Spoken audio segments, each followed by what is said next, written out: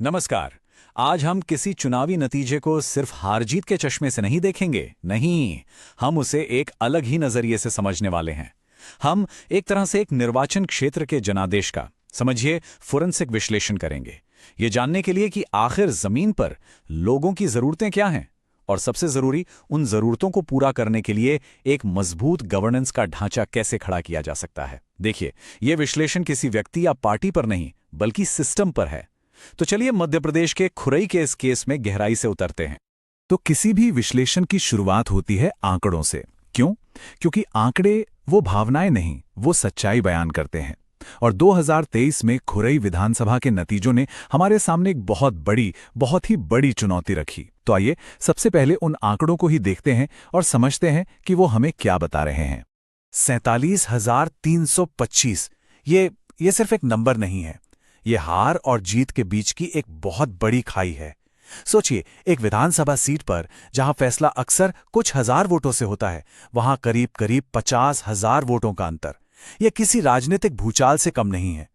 यही वो पहाड़ जैसी चुनौती है जिसका हमें हर पहलू से विश्लेषण करना है।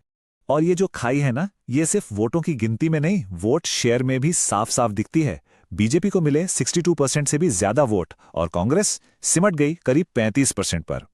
मतलब जीतने वाले उम्मीदवार को लगभग 2/3 वोट मिले हैं। ये कोई करीबी लड़ाई नहीं थी, बिल्कुल नहीं। ये जो करीब 28% का फासला है, ये उस चुनावी असंतुलन को दिखाता है जिसे समझे बिना हम आगे का रास्ता बना ही नहीं सकते। तो ये तो हुई आंकड़ों की बात, लेकिन अब इन कठोर आंकड़ों से आगे बढ़ते हैं और जमीन पर उतरते हैं। चलिए उस मिट्टी की कहानी को समझते हैं जहां ये चुनाव हुआ, और उन लोगों की आवाज सुनते हैं जो वहां रहते हैं। क्योंकि राजनीति आखिर में हवा में तो होती नहीं, वो जमीन से ही जुड़ी होती है। खुरई ये आता है बुंदेलखंड क्षेत्र में, और बुंदेलखंड का नाम आते ही जहन में क्या आता है? सूखी मिट्टी, खेती पर पूरी तरह निर्भर लोग और पानी की वो कमी जो कभी खत्म नहीं होती। यहां जिंदगी आसान नहीं है, बिल्कुल नहीं। हर दिन एक नया संघर्ष है, और यही संघर्ष यही तय करता है कि यहां के लोगों के लिए राजनीति में क्या मायने रखता है। और जब हम लोगों से बात करते हैं तो उनकी शिकायतें किसी सरकारी रिपोर्ट जैसी नहीं होती, वो उनकी रोज की लड़ाइयां होती हैं। लिस्ट में सबसे ऊपर क्या है? पानी की कमी और बेरोजगारी। ये कोई किताबी मुद्दे नहीं है। पानी की कमी का सीधा मतलब है बर्बाद फसलें और सिर पर चढ़ता कर्ज। बेरोजगारी का मतलब घर के युवा बड़े शहरों की ओर पलायन कर रहे हैं और गांव में पीछे छूट रहे हैं उनके बूढ़े माँ बाप। यही वो मुद्दे हैं जो लोगों की जिंदगी को सीधे सीधे सबसे ज्यादा प्रभावित करते हैं। और कभी कभी तो सिस्टम की ये सारी कमियां एक साथ मिलकर एक जानलेवा स्थिति पैदा कर देती हैं। ये एक घटना ये दिखाती है कि कैसे जातिगत भेदभाव और खराब इंफ्रास्ट्रक्चर जैसे मुद्दे किसी की जान ले सकते हैं। सोचिए, एक एम्बुलेंस को सिर्फ इसलिए रोक दिया जाए क्योंकि वो एक खास जाति के इलाके से गुजर रही है। ये सिर्फ एक एडमिनिस्ट्रेटिव फेलियर नहीं है, ये एक सामाजिक, एक नैतिक विफलता है। और ये कोई एक अकेली घटना नहीं, बल्कि एक बहुत गहरे और गंभीर मुद्दे का बस एक लक्षण है। तो ठीक है, हमने समस्या का आकार देख लिया और जमीन की हकीकत को भी महसूस कर लिया। अब सवाल उठता है, ऐसा हुआ क्यों? इसके कारणों को समझने के लिए हम एक खास फ्रेमवर्क का इस्तेमाल करेंगे, एक 4 आयामी ढांचा जिसे हम कहते हैं चतुर्मुख सिद्धांत। इससे हम नतीजों के पीछे की वजहों का एक व्यवस्थित विश्लेषण कर पाएंगे। इसका पहला चेहरा है संगठन। देखिए, कोई भी चुनाव भाषणों से नहीं, जमीन पर मौजूद पार्टी मशीनरी से जीता जाता है। बूथ लेवल के कार्यकर्ता, पन्ना प्रमुख, स्थानीय नेता, यही वो असली सेना होती है जो चुनाव लड़ती है।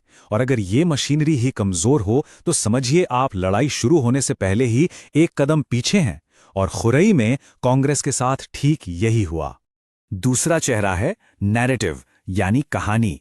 सिर्फ संगठन से काम नहीं चलता, एक कहानी भी चाहिए होती है जो लोगों के दिल को छुए, जो उनकी उम्मीदों, उनके डरों से जुड़ सके।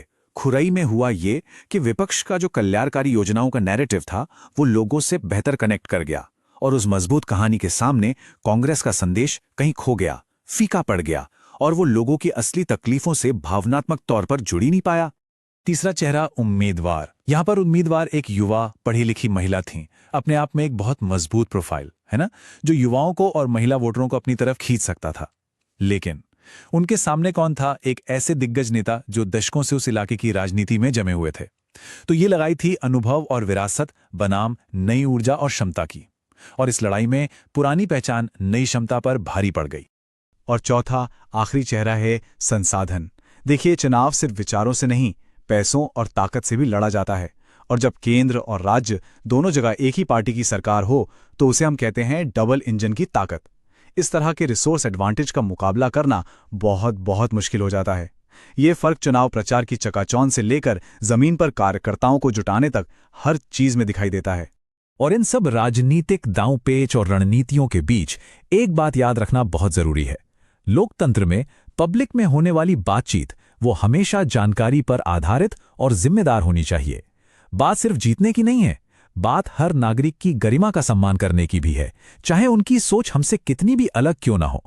अच्छा, 2023 के नतीजों का तो हमने पोस्टमार्टम कर लिया। अब थोड़ा जूम आउट करते हैं और एक लंबी बड़ी तस्वीर देखते हैं। क्या ये नतीजा अचानक से हुआ या ये एक लंबे समय से चले आ रहे किसी पैटर्न का हिस्सा है? इसे समझने के लिए चलिए पिछले 7 चुनावों के आंकड़ों पर एक नजर डालते हैं। जब हम इस पूरे हिस्टोरिकल डेटा को देखते हैं तो 2 चीजें साफ नजर आती हैं। पहली बात, वोटिंग लगातार बढ़ी है। 90 के दशक में जो वोटिंग 60-65% के आसपास थी, वो अब 80% के पार जा चुकी है। मतलब लोग राजनीति में ज्यादा हिस्सा ले रहे हैं। दूसरी बात, वोट शेयर में तो उतार चढ़ाव रहा है, लेकिन एक पैटर्न है जो बिल्कुल अलग खड़ा दिखता है, और वो पैटर्न शुरू होता है 2008 के बाद। 2008 ये एक बहुत ही जरूरी मोड़ है। 2008 से पहले खुरई में मुकाबला हमेशा कांटे का होता था, जीत हार का अंतर बहुत कम। लेकिन 2008 के बाद कहानी बदल गई। जब भी बीजेपी जीती, उसकी जीत का अंतर मार्जिन लगातार बढ़ता ही गया। 2018 में 15,000 और 2023 में 47,000 को भी पार कर गया। तो सवाल सीधा है, 2008 में आखिर ऐसा क्या बदल गया? जवाब एक शब्द में है, परिसीमन यानी डिलिमिटेशन। 2008 में खुरई सीट, जो पहले अनुसूचित जाति के लिए आरक्षित थी, उसे जनरल कैटेगरी में डाल दिया गया। बस इस एक बदलाव ने वहां की पूरी सोशल और इलेक्टोरल केमिस्ट्री को बदल के रख दिया। जहां पहले दलित मतदाता पार्टियों के लिए सबसे अहम थे, अब उनकी जगह ओबीसी और महिला मतदाता डिसाइडिंग फैक्टर बन गए। और जिस पार्टी ने इस बदलाव को बेहतर तरीके से समझा और अपनी रणनीति बदली, उसे सीधा चुनावी फायदा मिला। तो ठीक है, हमने समस्या को समझा, उसके ऐतिहासिक कारणों की जड़ तक भी गए। लेकिन किसी भी विश्लेषण का असली मकसद सिर्फ क्या हुआ बताना नहीं होता, बल्कि अब क्या करना है इसका रास्ता दिखाना होता है।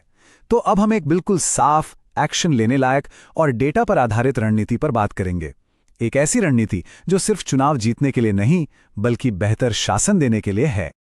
इसको कहते हैं D90 विन बैक स्ट्रैटेजी, यानी चुनाव से ठीक 90 दिन पहले शुरू होने वाला एक फुल प्रूफ प्लान। ये कोई हवाई बात नहीं है, ये एक बिल्कुल मेथोडिकल अप्रोच है। इसके 4 चरण हैं। पहले 30 दिन सेटअप और रिसर्च, अपनी टीम बनाओ, जमीन को समझो। अगले 30 दिन मोबिलाइजेशन, लोगों से जुड़ना शुरू करो। फिर अगले 15 दिन पब्लिक विजिबिलिटी, और आखिरी के 15 दिन वोट कंसोलिडेशन और फाइनल पुश। हर दिन का, हर कदम का एक तय मकसद है। और इस पूरी रणनीति के दिल में क्या है?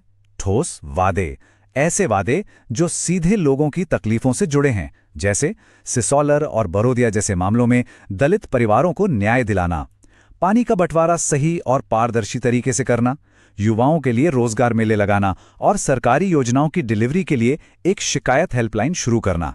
अगर आप ध्यान से देखें तो ये वादे सीधे उन्हीं बड़ी शिकायतों का जवाब हैं जिनकी बात हमने शुरू में की थी। मतलब लोगों को सुनना और फिर उनकी सुनी हुई बात पर काम करना, यही असली कनेक्शन है। आजकल के डिजिटल जमाने में व्हाट्सएप जैसे तरीकों से वोटरों तक पहुंचना बहुत आम हो गया है, लेकिन ये बहुत जरूरी है कि ये सब करते हुए हम वोटर की प्राइवेसी का सम्मान करें।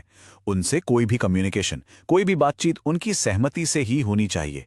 ये सिर्फ भारत के डेटा प्रोटेक्शन सिद्धांतों के हिसाब से सही नहीं है, बल्कि वोटरों के साथ विश्वास बनाने का भी यही एकमात्र सही तरीका है। तो अब हम इस पूरे विश्लेषण के अंत की तरफ बढ़ रहे हैं। हमने केस तो खुरई का लिया, लेकिन जो बातें हमने यहाँ सीखी हैं वो किसी भी निर्वाचन क्षेत्र पर लागू होती हैं। ये सिर्फ एक सीट जीतने का फॉर्मूला नहीं है, ये राजनीति को देखने का एक नया तरीका है, एक ज्यादा जवाबदेह, ज्यादा जन केंद्रित राजनीति का एक विजन है। और आखिर में एक सवाल जो हर पॉलिटिको को, हर कार्यकर्ता को खुद से पूछना चाहिए। क्या जीत ही मंजिल है या जीत तो बस शुरुआत है उस असली काम की जो लोगों की जिंदगी को बेहतर बनाने का काम है? देखिए, अगर मंजिल सिर्फ जीत है तो रास्ता भटकने का खतरा हमेशा रहता है, लेकिन अगर मंजिल गवर्नेंस है तो जीत उस मंजिल तक पहुंचने का सिर्फ एक जरिया है। तो इस पूरे विश्लेषण का निचोड़ क्या है? यही कि राजनीति सिर्फ सत्ता पाने का खेल नहीं है, ये है गवर्नेंस के लिए डेटा इंजीनियरिंग। इसका मतलब है जानकारी और आंकड़ों का इस्तेमाल करके ऐसे मजबूत, ऐसे जवाबदेह सिस्टम बनाना जो हर नागरिक की जिंदगी में कोई ठोस, पॉजिटिव बदलाव ला सकें। इसी को कहते हैं असली जन केंद्रित शासन।